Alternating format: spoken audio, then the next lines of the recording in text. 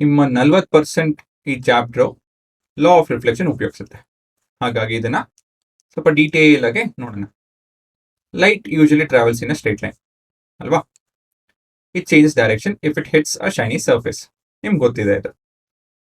This change in direction at a shiny surface such as a mirror is called as reflection. ಇದನ್ನ ನಾವು reflection ಅಂತ ಹೇಳ್ತೀವಿ. ಅಂತ ಹೇಳ್ತು ಅಂದ್ರೆ ಇದು ನಿಮ್ಮ ಮಿರರ್, ಇದು ನಿಮ್ಮ ರಿಫ್ಲೆಕ್ಟಿಂಗ್ ಸೈಡ್, ಅದ್ರ ಮೇಲೆ ಲೈಟ್ ಬಿತ್ತು ಅಂತ ಹೇಳಿದ್ರೆ ಅದು ಬೌನ್ಸ್ ಔಟ್ ಆಗುತ್ತೆ ಅಲ್ವಾ. ಈ ರೀತಿಯಲ್ಲಿ ಪ್ರಶ್ನೆ ಏನಂತ ಹೇಳಿದ್ರೆ ಇಲ್ಲಿ, does the reflection happen at a random angle? ಉತ್ತರ ಹೇಳಿ ನೋಡೋಣ.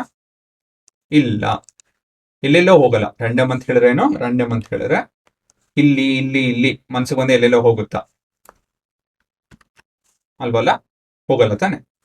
So no, it follows a rule derived by nature, and we call it as, we call this rule as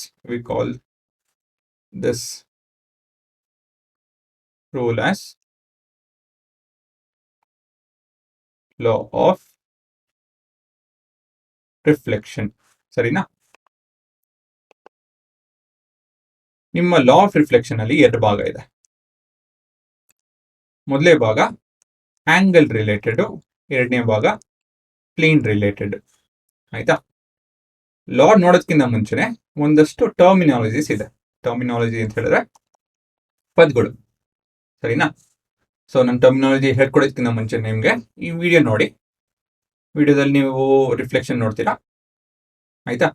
so ಒಂದು ಸ್ವಲ್ಪ ಅಬ್ಸರ್ವೇಷನ್ ಇರಲಿ ಮನಸ್ಸಲ್ಲಿ. ನೋಡಿ, ಒಂದು ಸ್ವಲ್ಪ ಕಣ್ಬಿಟ್ಟು ಕ್ಲೀನಾಗಿ ನೋಡಿ.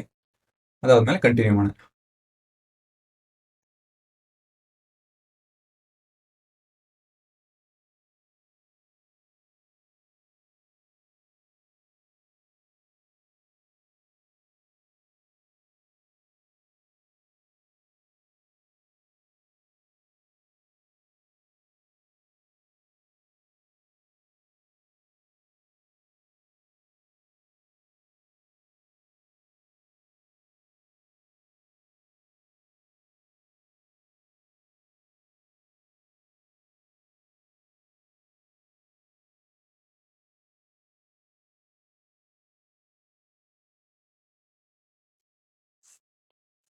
ಇನ್ನು ನೋಡಿದ್ರಿ, ನನ್ನ ಹತ್ರ ಕೆಂಪು ಲೇಸರ್ ಇದೆ. ಆ ಲೇಸರ್ನ ಒಂದು ಮಿರರ್ ಮೇಲೆ, ಕನ್ನಡಿ ಮೇಲೆ ಬಿಟ್ಟೆ. ಅದು ಬೌನ್ಸ್ ಔಟ್ ಆಯ್ತು ಅಲ್ವಾ. ಇವೆರಡು ರೇ ಬಿಟ್ಟು ಮತ್ತೊಂದು ಮಧ್ಯದಲ್ಲಿ ಈ ತರ ಮತ್ತೊಂದು ರೇ ಇತ್ತು. ಆಯ್ತಾ? ಈ ಲೇಸರ್ಗೂ ಇದಕ್ಕೂ ಸಂಬಂಧ ಇಲ್ಲ ಹೇಳಬೇಕು ಅಂತ ಹೇಳಿದ್ರೆ. ಇದೇ ಬೇರೆ ಲೇಸರು, ಇದೇ ಬೇರೆ ಲೇಸರ್. ಎರಡು ಲೇಸರ್ ಉಪಯೋಗಿಸಿ ನಾನು, ಮುಂದೆ ಅಲ್ಲ. ಸರಿನಾ? ಬೇಸಿಕಲಿ ಈ ಎಂಥದ್ದು ಈ ವಿಡಿಯೋ ಇಂದನೇ ನಾನು ಈ ಫೋಟೋ ತೆಕ್ಕೊಂಡು ಇಲ್ಲಿ ಪೇಸ್ಟ್ ಮಾಡಿದ್ದೇನೆ. ಇಲ್ಲಿ ಏನ್ ನೋಡ್ತಾ ಇದ್ದೀರಾ? ಇಲ್ಲಿಂದ ಲೇಸರ್ನ ನಾನು ಬಿಡ್ತಾ ಇದ್ದೀನಿ. ಇದು ನಿಮ್ಮ ಮಿರರ್ ಅಲ್ವಾ, ನಿಮ್ಮ ಕನ್ನಡಿ ಇಲ್ಲಿದೆ. ಸರಿನಾ? ಸೊ ಲೇಸರು ಈ ಕೊನೆಯಿಂದ ಹೀಗೋಗಿ ಇಲ್ಲಿ ಬೀಳ್ತಾ ಇದೆ. ಇಲ್ಲಿಂದ ಬೌನ್ಸ್ ಔಟ್ ಆಗ್ತಾ ಇದೆ.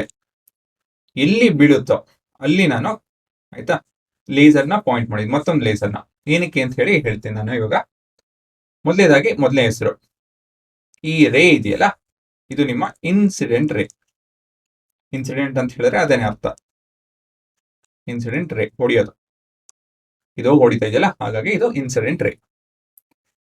ಈ ಪಾಯಿಂಟ್ ನೋಡಿ, ಇಲ್ಲಿ ಕೆಂಪು ಜೋರು ಹೊಡಿತಾ ಇದೆ ನೋಡಿ, ಇದು ನಿಮ್ಮ ಪಾಯಿಂಟ್ ಆಫ್ ಇನ್ಸಿಡೆನ್ಸ್.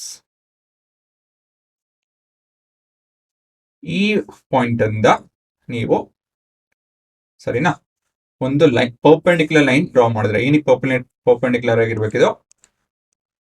ಮಿರರ್ಗೆ, ಕನ್ನಡಿಗೆ ಪರ್ಪೆಂಡಿಕ್ಯುಲರ್ ಆಗಿತ್ತು ಅಂತ ಹೇಳಿದ್ರೆ 90 ಡಿಗ್ರಿ ಮಾಡುತ್ತು. ಇಂಥ ಲೈನ್ಗೆ ನಾರ್ಮಲ್ ಅಂತ ಹೇಳ್ತೀವಿ.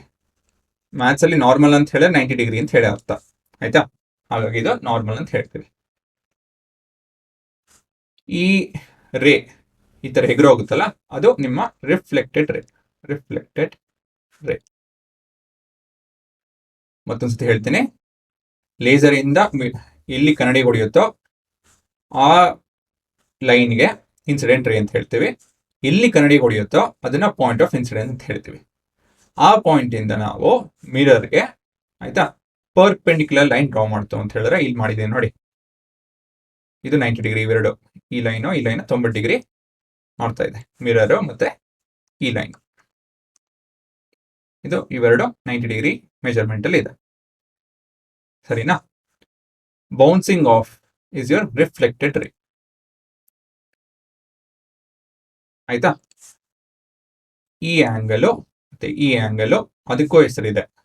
Angle found between incident ray and normal is known as angle of incidence ಅಂತ ಹೇಳಿ ಹುಡುಗರ.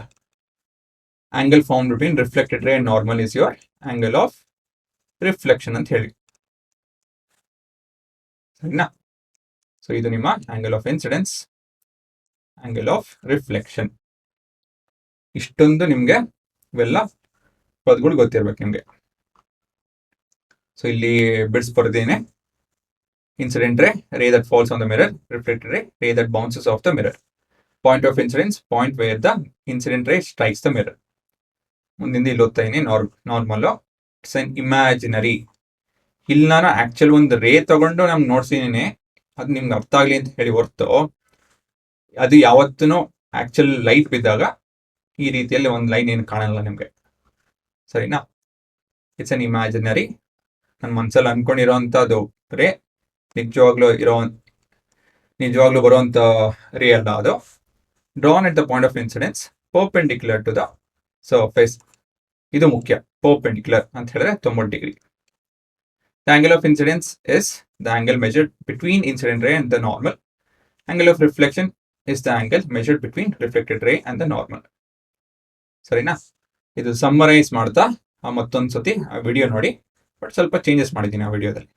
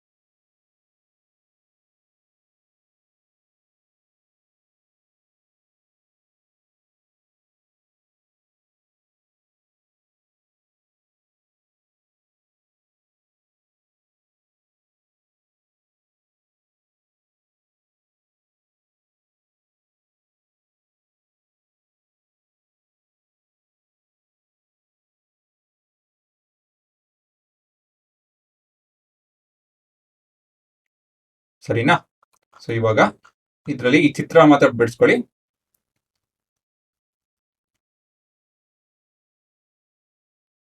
ಇದು ಸೀದಾ ಗೆರೆ ಎಳೆಯಕ್ಕೆ ಹೋಗ್ಬೇಡಿ, ಇದು ಡಾಟೆಡ್ ಲೈನ್ ಇರಲಿ. ಡಾಟೆಡ್ ಅಂತ ಹೇಳಿದ್ರೆ ಈ ತರ ಬಿಟ್ಟು ಬಿಟ್ಟು ಬರ್ದಿರ್ಬೇಕು ನೀವು. ಅದ್ ಬಿಟ್ರೆ ಇದನ್ನು ಕೂಡ ಬರ್ಕೊಬೇಕು.